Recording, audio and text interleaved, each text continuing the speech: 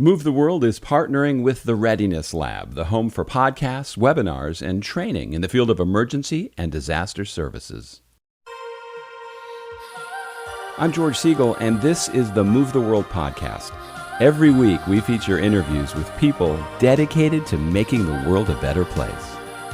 Hi, everybody. Thank you for taking your time today to check out and listen to the Move the World podcast. Our goal with this podcast every week is to introduce you to people who are doing something in their job or in their life that makes the world a better place. And we applaud them for that and hope you find them as interesting as we do. Also want to tell you about a couple things that I have going on. 2 of my documentary films are available to see online, and you can get them on our website, movetheworldfilms.org. You can just rent them right there. The Last House Standing and License to Parent are both available on there, and it would sure be great if you would check those out. And we're also excited about our new partnership with the Readiness Lab. If you go to their website, you can check them out, and there's a bunch of interesting podcasts on there, and you'll find our podcast listed on there as well. My guest today is Moshe Mikonovsky. He's an author of the upcoming novel, The Resurrector, which comes out in December of this year, and he's the co-host of the Product for Product podcast, and overall a creative person. Moshe, welcome. Thanks for joining me today. Thank you for having me, George. I really thankful to be here, and I'm looking forward for our chat. Absolutely. So Moshe, tell us what you do to move the world. Yeah, so one of the things that I really like doing is make people happy. And in the things that I'm trying to do, both in my personal life, in my professional life, I'm trying to create value to people that will make them happy. So in my professional life, I'm a product manager of software digital products. And that's what I'm trying to do, to create value for the users of this product so they're happy using it. For in my outside of professional work, you mentioned my book that is coming up. I'm trying to write a story that people will have reading. Hopefully they will have it. You can see also some of the paintings I have behind me. I used to paint in the past, sometimes these days as well. I was always thinking about, would people like these pictures? I really like, to create this additional value for people. Now, those are boats over your right ear. Are those two boats on the shore? Yeah, these are 2 boats. This I painted actually at Toronto Island. I don't know if people know, but I live in Toronto, and we actually have an island in the lake. And people live on that island. It's a beautiful place. So there is a ferry, you can go there. And then I went with a group of people, also painters, and we just painted in a location. And that was a couple of boats that I saw there. Yeah, obviously you went in a warm time of the year. Because I could be really. I lived in Detroit for 3 years, and you're further north. We went up to Toronto a couple times. Spectacular, beautiful city, but too darn cold for me. Now, you don't like cold weather either, do you? I don't. I'm originally from Israel, and it's a bit tough, even though I've been here for many years. And actually, I lived in Detroit also before that for 6 years. I lived in Oak Park. And I think it's only a couple degrees colder here in Toronto than Detroit. So it's about the same. But you're right. I don't like the cold weather. I prefer the heat. Yeah, Detroit really gets a bad rap, but the only thing I didn't like about it was the cold weather. I thought the people there were great, and yes, definitely, really a nice city. So it's interesting when you talk about moving the world and you talk about doing it through making people feel better. There's so many angry people right now that if you truly can make people feel better, I believe that can be a huge part in moving the world, just getting people to calm down. Yes, definitely. And people, for some reason, either they live in their heads or they're not mindful about what this affects their life.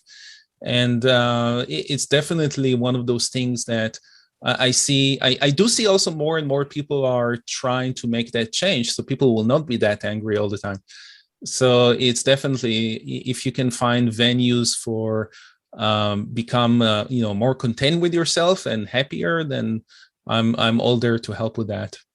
Now, have you written books before? Will this be your first endeavor into writing a book?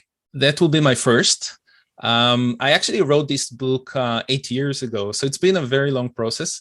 I wrote it during NaNoWriMo, which is a National Novel Writing Month, which actually happens right now. Every November, for 30 days. People around the world are sitting and writing books.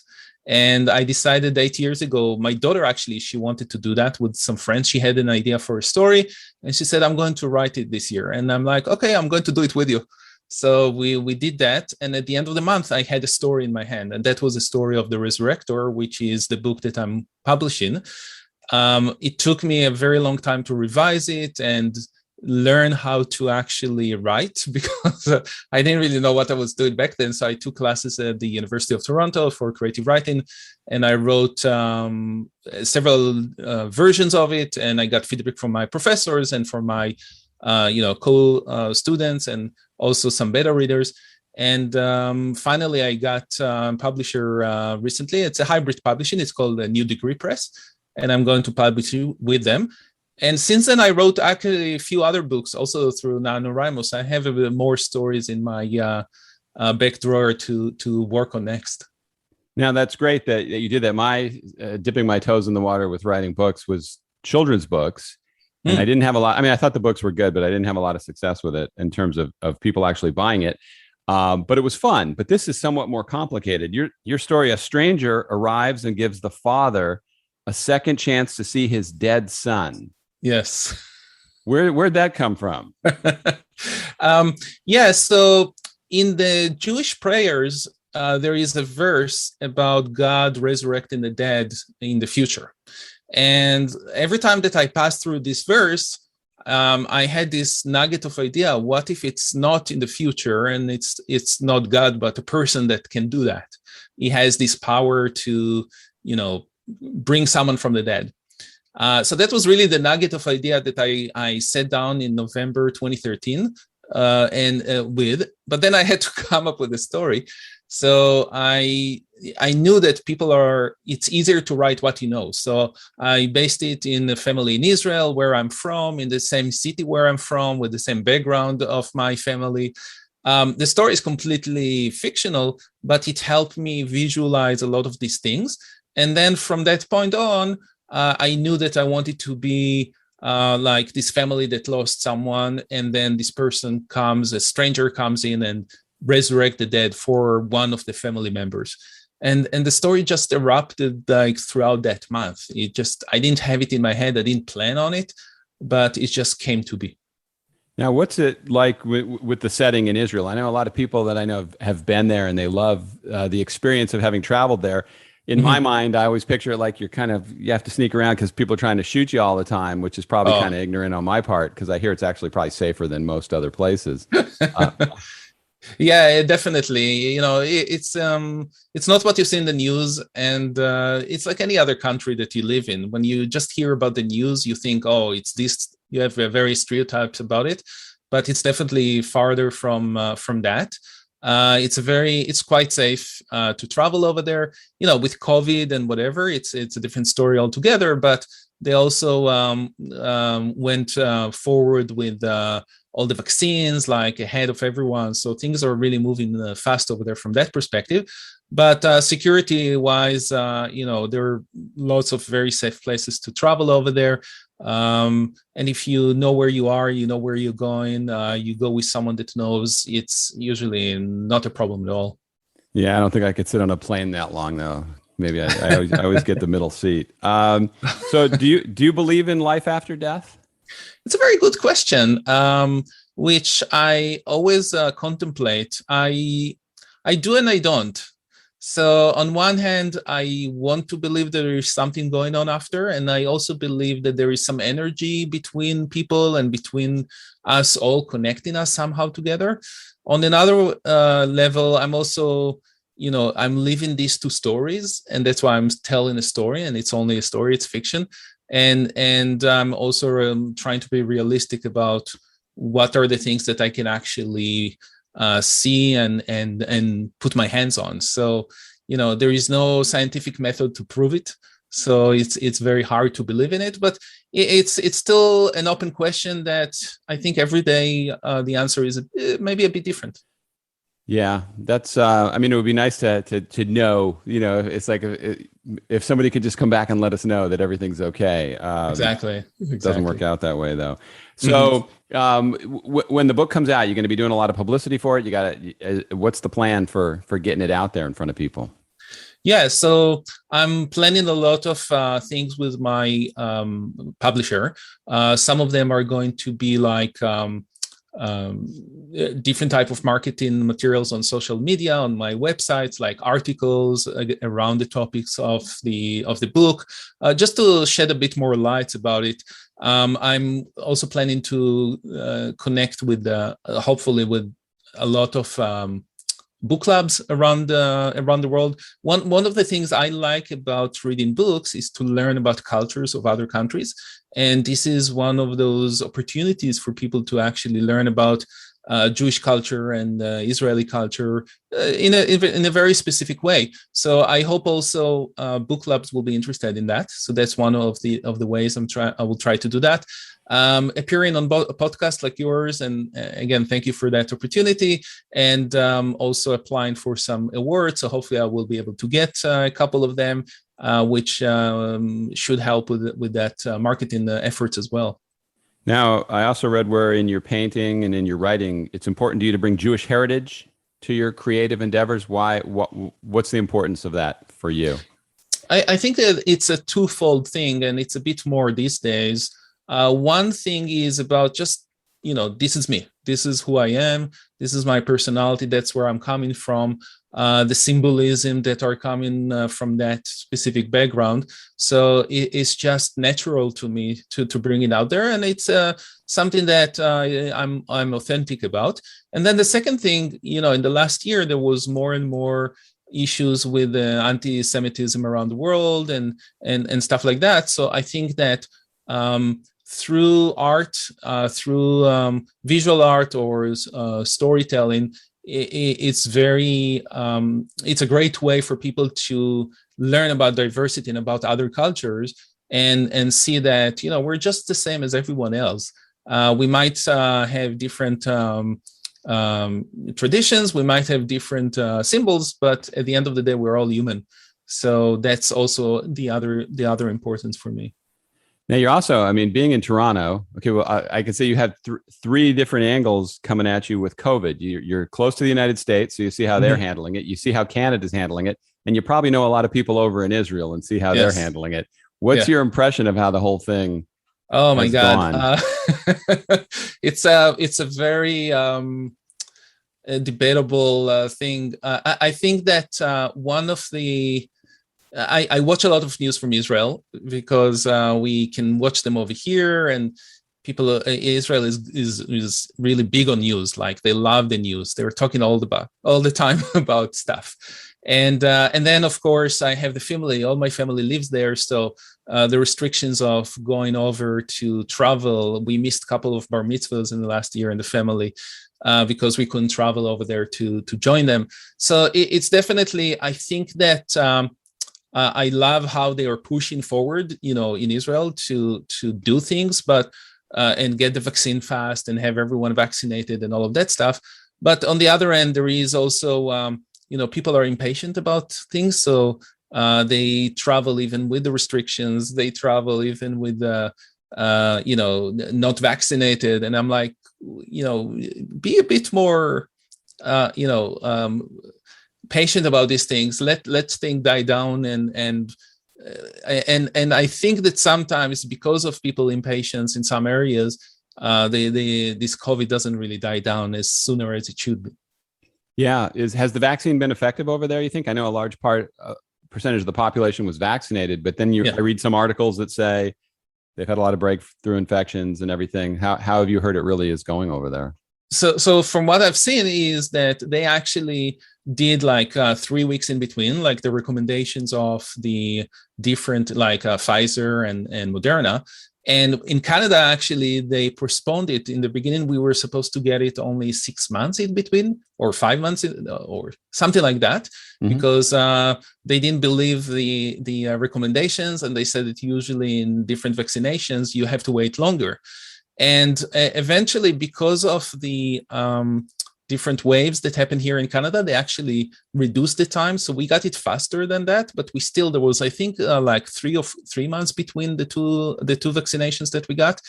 And what happened is, after the Delta got to Israel, they realized that now actually they need a booster, and it's not as effective.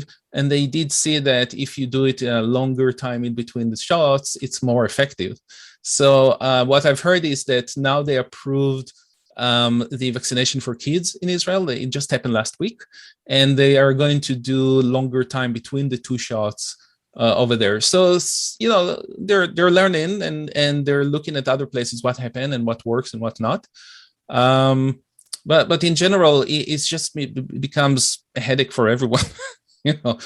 Those that are for it, those that are against it, and every place has that, and which I don't understand. But yeah, I mean, once politics enters into anything, there you go. Half people are going to hate it, because it's no longer about what's good for you and me. It's what's good for our side versus what's good for your side. Exactly. And I think that's one of the things that I'm most frustrated about in trying to do anything to move the world, is you're automatically, if you come out with some kind of position, you're going to run into a lot of headwind of hate from half the people out there. That's kind of crazy. And interesting enough, these three countries had elections during COVID. Both in Israel and the US, the government changed. In Canada, it remained. So maybe people are happy here with what the Canadian government did.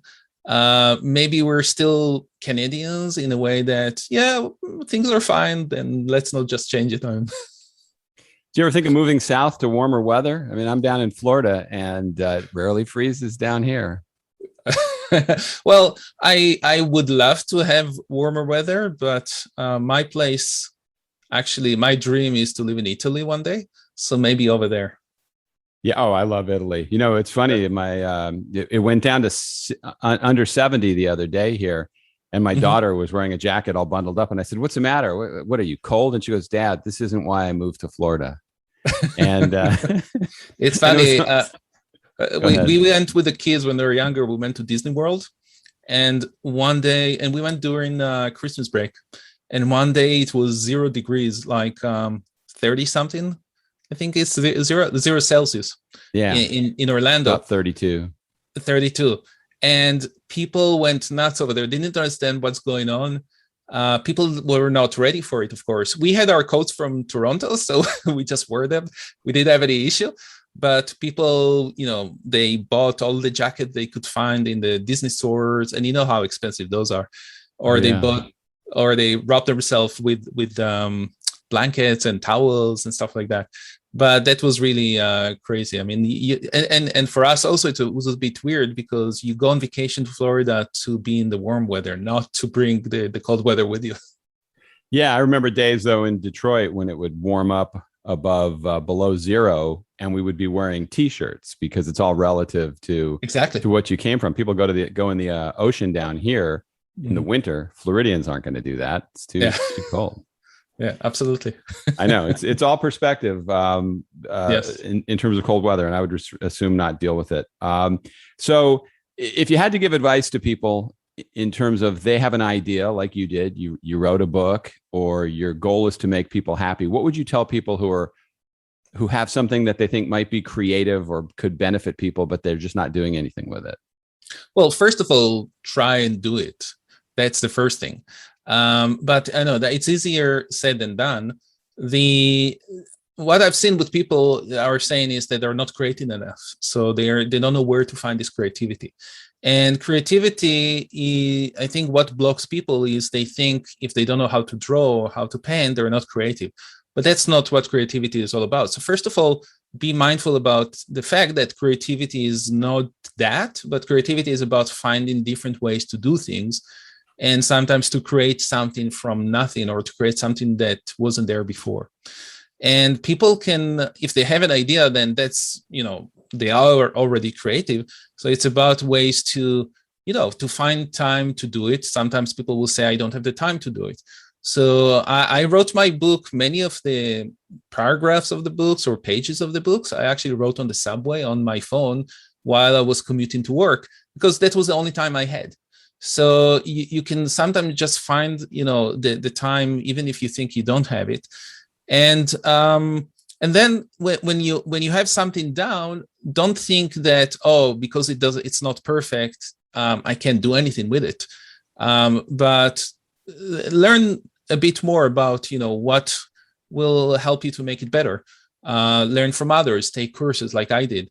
And then, build it in iteration. And that's one of the things I'm doing on my job as a product manager. I build things in iterations. I know that the first thing I will build will not be perfect, but I build it, I put it out there, I get feedback from people, and then I change it, and then I make it better and better all the time.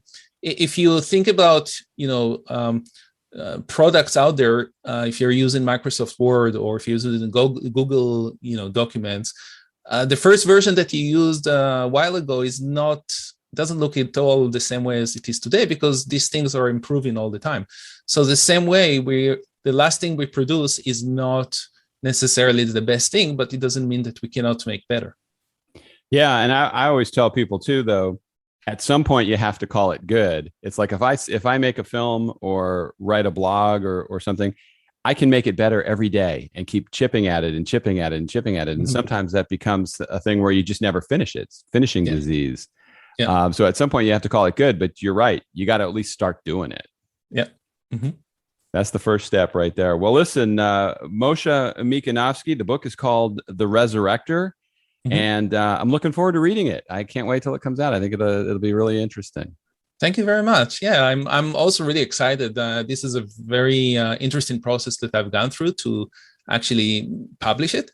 And now the editing is almost done. I have a cover for design that I just finalized yesterday, and I didn't reveal it yet. So I'm going to do a reveal soon online. I'm thinking how to do the reveal, so it will be interesting as well.